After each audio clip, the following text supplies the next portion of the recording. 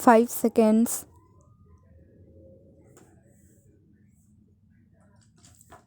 Start. I should like now to make a few observations on the budget. This budget marks a turning point in the history of our country. It is no use attempting, as some of my friends have done, either to deprecate the budget very strongly or to suggest that we are not witnessing a new revolution in our methods of fiscal training and technique. I want it to be quite clearly pointed out to my friends that we are now facing the lean years of Indian finance.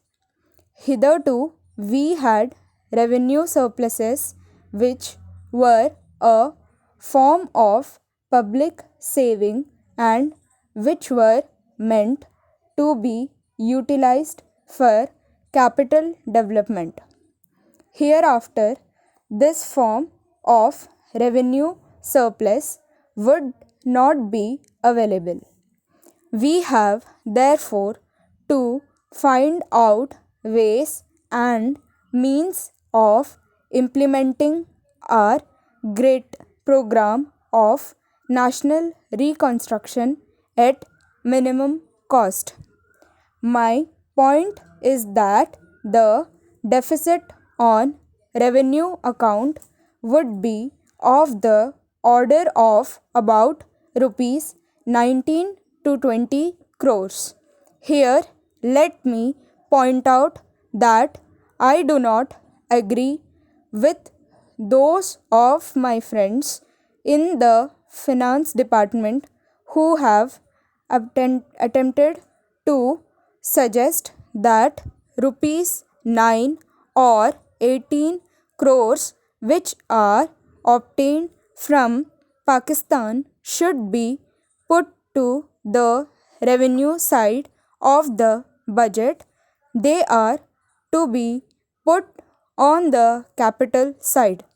But that does not seriously alter the trend of my argument. What I am suggesting is that we would have to be prepared for a deficit of a much higher order even on the revenue side. That itself should make us realize that there are very many problems which we have to face and that we have to undertake ways and means of increasing the resources of our country so that it might be possible for us to have a greater amount of surplus or a greater amount of public saving for the purpose of financing capital development. The finance minister, in the course of his speech, Mr. Deputy Minister pointed out that the deficits during the past 2 years were of the order of rupees 83 crores. I venture humbly to disagree with him because I feel that when we are talking of deficits, we must take into account the overall deficit incurred by the central government and that would be of the order of rupees 200 crores. During the years of relatively light expenditure, we had a shortfall of about rupees 200 crores. Undoubtedly, now when we are going to have a very great amount of expenditure, we might have a great amount of deficit, and we would have to find out ways and means of trying to meet our capital expenditure. Some members have pointed out that deficit financing is good. Others have pointed out that it is a poison. One honorable member who preceded me pointed out that it could be taken like a tonic. Now, I am not willing to enter into the merits of deficit financing or demerits of deficit financing in an academic spirit. The time has now come when we should face realities. I do suggest that we have to indulge in deficit financing, because without indulging in deficit financing, it would not be possible for us to indulge in capital expenditure on such a large scale. But when we are talking of the scope of deficit financing, I would like to place before the House and the Finance Minister the two great limitations which face us. The first limitation that faces us is the concerning the internal price level. The Honorable the Finance Minister referred to the cost of living.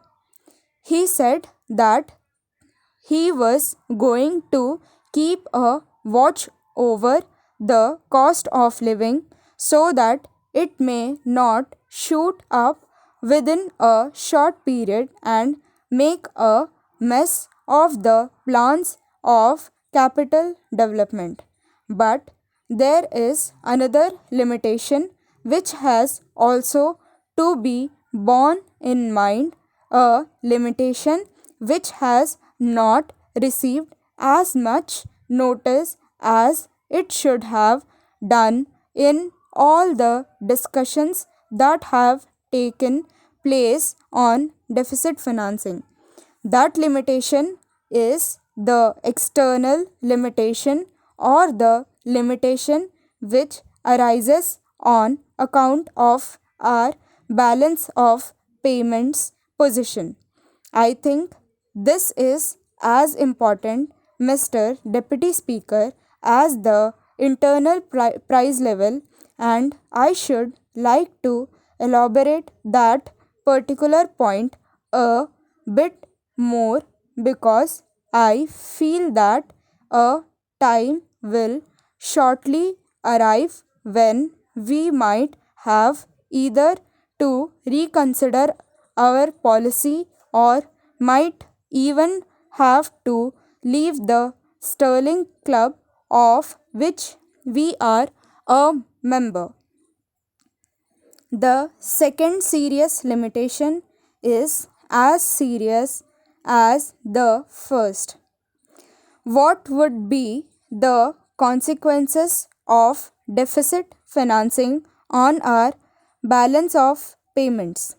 The Finance Minister, in his budget speech, points out that so far as the balance of payments position is concerned, they have now, whether it is by accident or design, a favorable balance, and they have contributed about rupees 63 crores to the dollar pool during the past 6 months. But the amount we indulge in deficit financing, we have to be prepared for worsening of our balance of payments. Thank you.